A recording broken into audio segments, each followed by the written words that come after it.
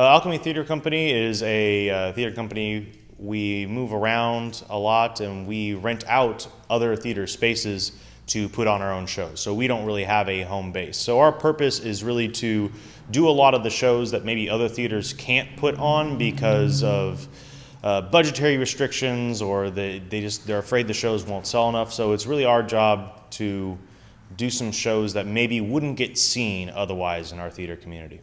The Long Beach Playhouse Collaborative series is a great series. They open their doors to a lot of other theaters like ours that don't maybe have a space, but they have a great idea. And so, and it's a great opportunity for a lot of playwrights too, who maybe need a place just to get their play done. So they have an upstairs studio space that is anything but a studio. It's a great big space and there's a lot of room up there. So we're very excited to be upstairs, and Long Beach has been really wonderful about doing this collaborative series, and they do it a lot too, so I really commend them for opening their doors to other theaters to give people an opportunity to share their art with the world. We chose the show Trojan Women, a love story, because we really want to find shows, especially for Alchemy, that have more strong women roles in them. We have a great wealth of fantastic ladies in our local community theater, and it just felt like we needed more shows that would let them let loose a lot. There's, a lot of things that you want to be able to say with your art, and this show does a lot to represent maybe an unspoken voice in the community. I was approached about this play a few months ago by one of the members of Alchemy Theatre, and originally my interest was in auditioning for the first half of the play. And as time went along, I was offered an opportunity to co-direct with Jeff Lowe, who I have worked with many times and respect him greatly. And I thought it would be an opportunity that a woman doesn't often get, to direct such a powerful play that speaks strongly to women and to all humans. So for me, it was that opportunity, and I am grateful for it. In Act 1 of Trojan Women, a love story, which is called the prologue, it is Hecuba and these women who are on the losing side of a war, and it follows the traditional story of Euripides' Trojan Women, and they're dealing with the aftermath of the war created by the men of their society. In Act 2, which is called the play, we've switched to Carthage, where Aeneas from Act 1 is now trying to step up and be a man and do what, to avenge essentially both the men and the women of his family, to do right by them. And he stumbles upon Dido and her women. And the second part of the play deals with what your part is in war, and what is futile, and what is life, and how are you going to choose to live your life, and who are you going to give it up for, and who are you going to live your life for? The first part of the play is the part with which I'm most familiar, because I played in Trojan Women a million years ago, the classical one by Euripides, and I love the classical form of it. But Charles Mee has done a wonderful job of making it alive and pertinent to today, painfully, beautifully pertinent to today. And the second part of the play offers a vision of more empowerment for women, that we need to own all of ourselves and our power, and not let the world as it currently is, even though it's better than it has ever been for women, it still isn't where it needs to be. So I feel that we as women need to take away that message that we need to own our own power. I think this play has such an important message because, unfortunately, war is still going on. And to my knowledge, at this point, there aren't any women who have started any of these wars. We do get to live with the aftermath, as do the men and women who survive fighting those wars. So I think the message is important, that we start listening to each other and stop fighting the wars, because they still haven't solved anything yet. And now, as things stand now, all we do is try to clean up the aftermath and deal with the repercussions. So we need to change the way we do that, and hopefully this play will offer an opportunity to looking at what we do. Trojan Women, a love story, is so incredibly relevant in terms of what we're experiencing right now as a culture and as a society.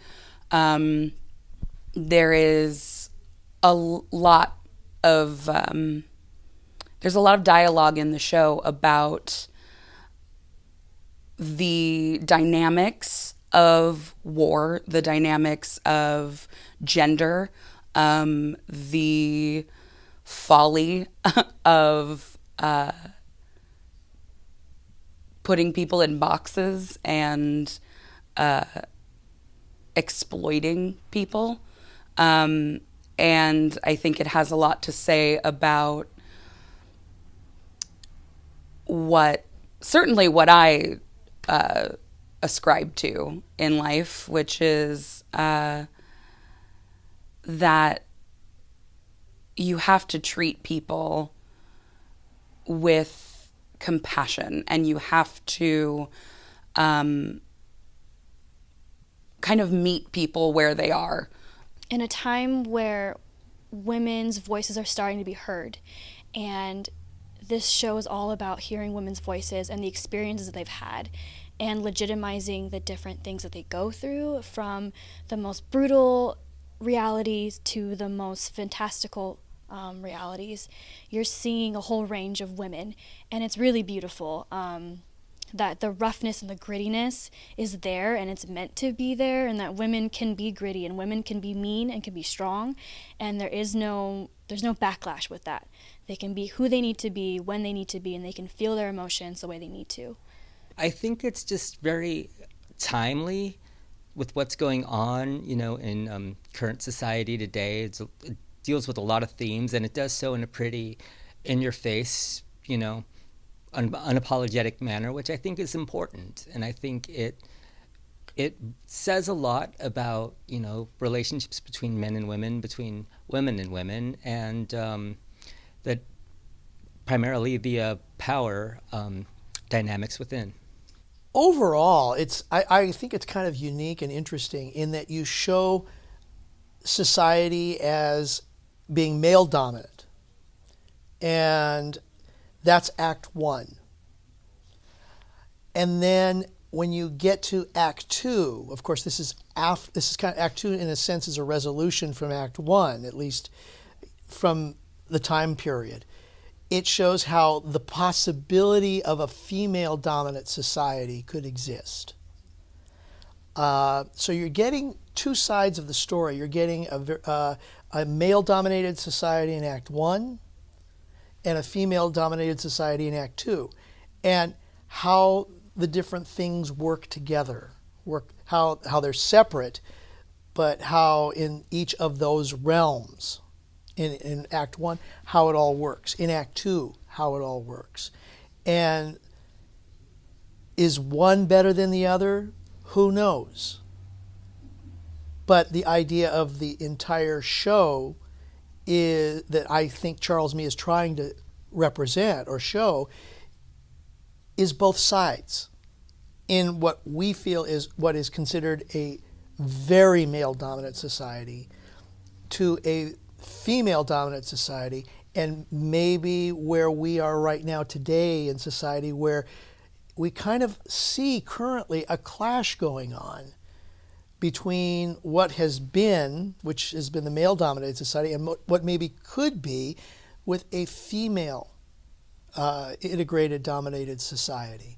So it's a really interesting look at how the two are, and how possibly there could be a medium between the two. We don't know yet, but what I like too is that the time today, what we are experiencing in society today, it kind of sits right in the middle, and you can kind of see how both sides are presented. It's really an interesting way to show the two different types of society and how it relates with today.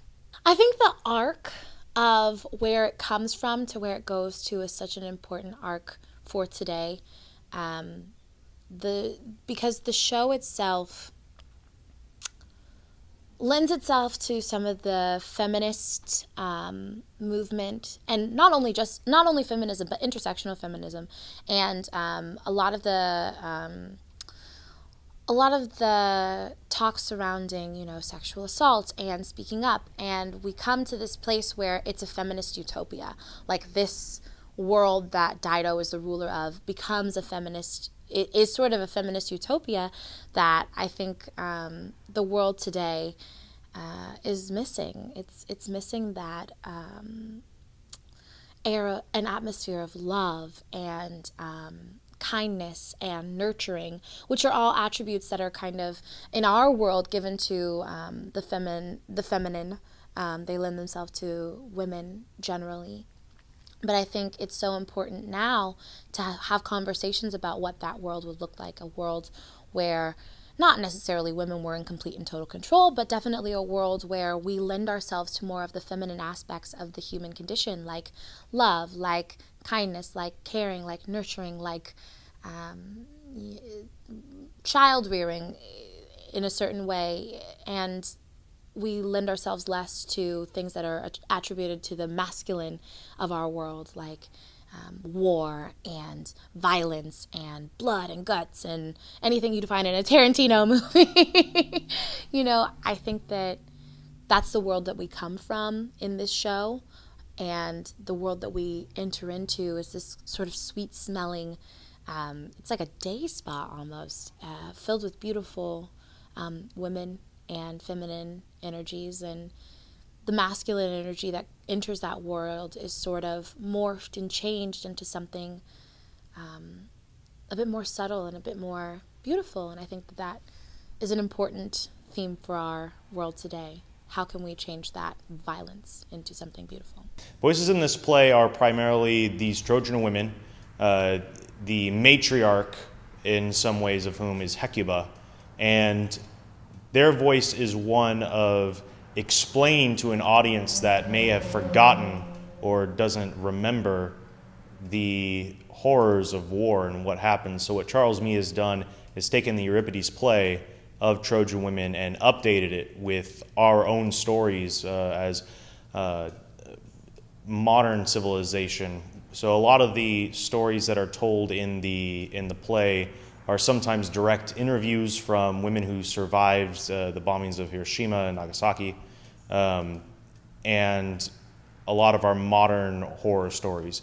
And it's not just the women, some of the men also become very vulnerable in the show as they express what it feels to be war itself, and that just because the war ends in a physical sense, it doesn't mean that you don't bring it home with you and that it stays with you. I play Polyxena. She is the daughter of Hecuba. She's the youngest daughter, about 13 or 14. She decides to sacrifice herself for her mother's life, and she does so in a very valiant way. Although her dialogue doesn't necessarily display that, they come back later on when she has died, and they tell her story. And she laid herself upon all these men and told them that she would kill herself, that she was the one that was going to make the decision to die. She didn't want them touching her. She laid at the man's feet, told him, either kill me on the chest or in the neck. Those are your two options. It was really brave. The role I'm playing is Talthybius, and he's essentially one of the primary villains of the story. He's a government liaison whose task it is to bring the women with him because they have been allotted to the men. And regardless of their protests, they are going to come with him. I play King Menelaus, and he is actually the guy that is the architect of the Trojan War. It is because of his wife being taken that he embarks on this. When we get into the play and when he comes on the scene, the Trojan War is over. His kingdom of Sparta has won, and now he wants his wife. And he's going to get his wife regardless. That's been the way it's been all along. But now that the confrontation takes place with he and the people of Troy, damn the torpedoes, full steam ahead. He wants his wife. He wants it regardless. And the thing that I like about Menelaus is that he's a man of conscience. He's fair. But don't take things away from him unnecessarily. And that's the impetus behind the whole sequence of the Trojan War. Even though, because he's a strong man, he has values, he has morals, but pushing the limit by taking his wife, and that's kind of like today with men too. You push the limit when it comes to family, then sometimes the kid gloves come off, all restraints come off, and they will go all in until they finally get back what it is they want. And the whole thing could have been prevented, except in this particular case. And so they had the opportunity to give Helen, Menelaus' wife, back. They didn't. And so that's when he said, enough's enough. And sometimes, as much as you hate to say it, war or violence has to be met with the resistance that's taking place. You do what you can. And that's the point is it necessary or not? And we hope it doesn't go that way, but the way that the Trojan War went and the way that the circumstances went, this was the only way to get to the resolution, and he was not going to be stopped until he had what was his, and to keep society back, or to put society back to the way it was. My character is Helen, which is basically based on the Helen of Troy character, so no pressure there. And she's only in a small part of Act 1, but she's talked about, obviously, before you've ever seen her. The Trojan War was started because of Helen running off with Paris, and her husband Menelaus, not too happy about that, and calls in all the forces and starts the war, basically, to get Helen back. It rages on for 10 years by the time you finally get to the point in the show, where the show picks up. The Trojan War lasted for 9.5, 10 years. So when you see Helen, she is an outsider. She is brought out by the women, but all the women don't like her very much. They want her dead, basically. Menelaus is coming to take her back. Whether it is to keep her or to kill her, we don't know, and he doesn't know, I don't think, when he first appears and she first appears. And so Helen has to use whatever means necessary to try to convince Menelaus to take her back. He's not too happy with her at this point. So it's kind of an interesting part, because I have to decide as an actor, different things about her story, and a lot of it's in the script in terms of like, was she abducted by Paris? Did she go willingly? What exactly happened? In that situation. In Act 1, I play a character named Che. She's one of the survivors of the sack of Troy. She's a very tough cookie. She's really not here for any nonsense. As one of the survivors of the war, she and this kind of ragtag group of badass ladies have taken it upon themselves to sort of protect their queen and survive and figure out what it is they need to survive and how to do that. And it is tough. So my character in Act 1 is Cassandra. She is this fierce, angry woman who is not happy about being promised to Agamemnon as one of his concubines. She's a fortune teller, but no one believes her prophecies, so she prophesizes something to come to Agamemnon, but we'll see if it happens. In Act 2, my character is Alice. She is one of the protective females in Dido's realm. She keeps care of all of the pure souls in her realm. Aeneas is a very interesting character because he's sort of plagued in the first act as kind of the person, the coward who hides from the war while others have to pay the prices of war. And in the first act, he's kind of told to go out and start the society, so Troy can begin anew. But in the second act, he kind of has lost that quality in himself, kind of his mission and like where he's going. It's down the line from when he was sent to. I think we were shipwrecked, so he's lost his way pretty much in the second act. My character in Act 1 is named Say, and I feel like she came from kind of a world of a little more, not higher class, but she talks about going to the opera, and she was very explicit about like, oh, she's wearing a beautiful dress and her hair was done up really nicely. So she came from a life of privilege, I feel, and then when all of this destruction and war happened, it really shook her in that drastic, like, life-changing way, as war changes everyone. But she came from like that and then went into the desolation of war. So she's coping as well as anyone can hope to, but that's kind of her background, I think.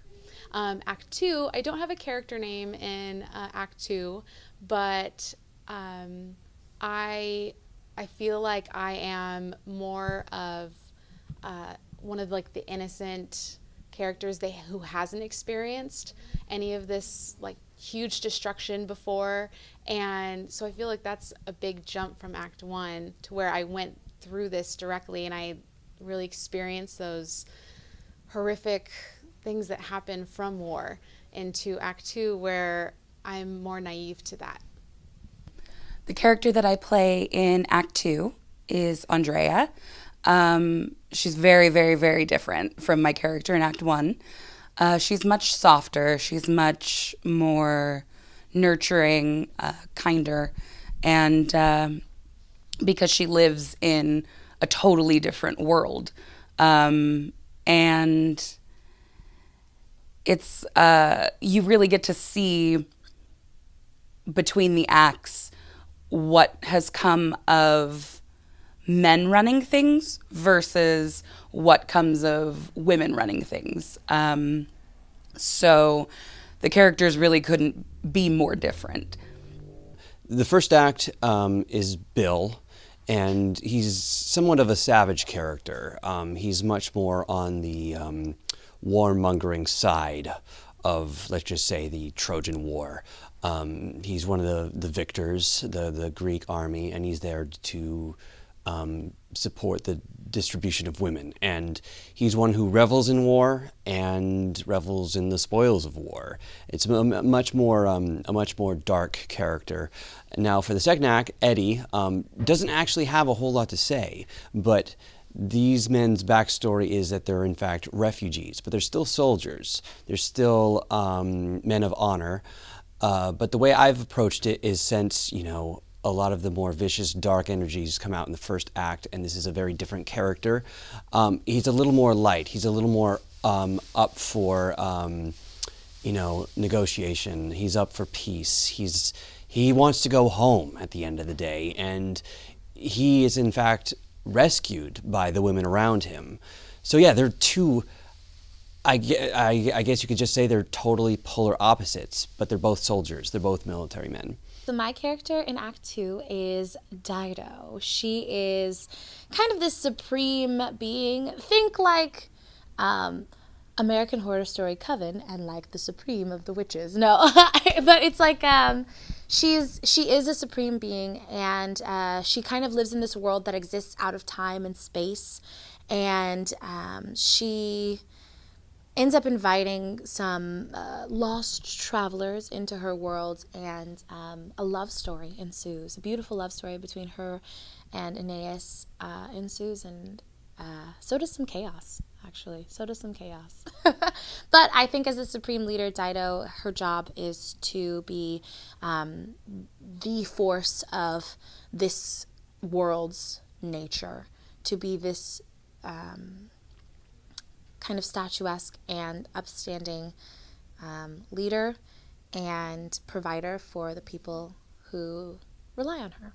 We chose this play before a lot of the Me Too campaign really started getting steam. Of course, the Me Too campaign is years old, but it just is now really starting to pick up steam.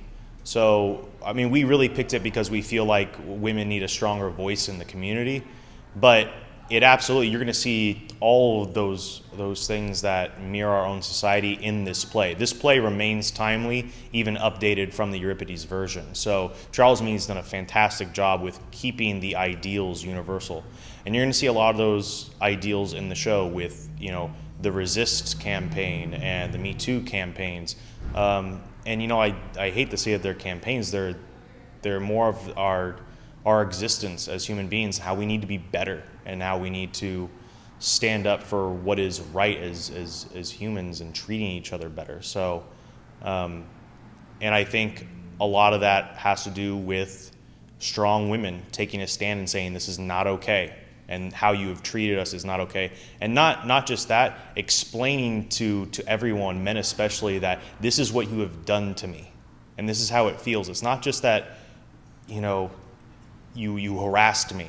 No, you put your hand on me. It's playing it back for people. And this show does a great job of playing it back for people about the horrors of nuclear holocaust, of sexual assault, of police states, things like that. And it plays it back for people. These real things that happen because the play takes from real life interviews. I think it connects to the Me Too campaign because sadly, every woman that I know has had some experience of that. Whether they've connected directly, openly with the Me Too, I certainly have in my life. And I think until we own all of our experiences, we can't change them. And we need to make it not a movement, but a way of living, that we empower ourselves, empower others, and change the way the world is. I think that this show is happening at a really great time because of our current social climate. There are so many things happening with women's rights, and I feel like it's kind of crazy because women's suffrage happened so long ago, but it still feels like we just have miles and worlds left to change. And every little bit that we can do as a community, as theater people, as anyone, to help remind people of that and just kind of share the voice of women everywhere, I think that's really important to reach as many people as we can. The voices in this play are so important because we live in a world that women are not very well listened to. We are often told, even still today, that what we are saying is nagging, what we are saying is whining, what we are saying is not important. And it's nice to have that 2 hours of just pure female power. When people watch Trojan Women, I would like for them to at least open their mind and be aware that it's not just a male-dominated society or a female-dominated society. It has to be a combination of both. And because no one person is better, in my opinion, than the other. Yes, men have their needs. Women have their needs. And the whole purpose of our being here is to do the best that we can to understand each other, live with each other, and move forward in life with each other. And I think what this play is trying to do is to show that there needs to be a balance from what there was to what there could be. This show is a lot. It has a lot of content that can be really difficult, and it's centered around the fallout of war in Act 1 and centered around sexuality in Act 2. So it's a very delicate piece to work with. And as an audience member, it's going to be a journey. And I mean that in the best way possible. It's going to make you really, really look at the world and the world that we're in as a reflection of the world that we're portraying. It asks you to examine your preconceived notions about things like gender, and war and sexuality and the roles that we all play with each other and in general. I want them to see how the women in their life have been affected by different events, and to see that maybe people they know can relate to this show and they can better understand them. At the end of Act 2, we sing a song by a band called Bird Talker, and it's about not wanting things that they don't want to have anymore. And they say things like, I don't want to have feet of stone or a dagger tongue. And I think that the thing that I would want the audience to come away from after watching Trojan Women is I'd want them to come away with questions. Obviously, I want them to question themselves like I have been through this process, and question where in their lives they might be feeling or being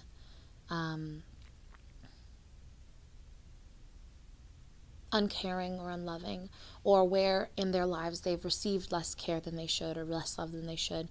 And also, I want them to come away with a sense of wanting to be a greater part of the world themselves, and a kinder, gentler, softer part of the world themselves. I would love for audience members to really feel a part of the perspective of women. It's talked about so much right now, I know, and it feels like it's everywhere, but it's everywhere because it needs to be, because nothing's really happening, and we need to push that. I would love for audiences to go home and really have questions about the show. That's something that I love about theater like this, is that there's so many different interpretations, and things that start a conversation, that's what changes the world. So if just this one show can spark up conversations and start a dialogue, that's more than I could ever hope for.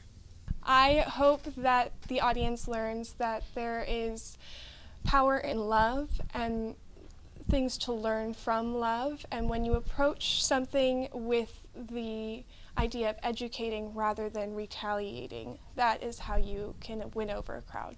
I think people should come and see this play because what's happening in this play is happening in the world right now, everywhere, many places. And whether you've experienced it personally or not, whether you've experienced an aftermath of war as a fighter or as a victim, you need to be empowered to know that there's a way out, that you can get help, that you can help change the world so that we don't have to live in this kind of world anymore. And I think you need to experience it live to find some hope. I want them to walk away with a sense of empowerment, with knowing that your body is your own, your ideas are your own, and that there's nothing anybody can take away from you if you just rage and get it. Don't be timid about it. Don't even be timid about your failures and your downfalls and your vulnerability. Wear it like a badge and reach out and take what belongs to you rightfully as a human being.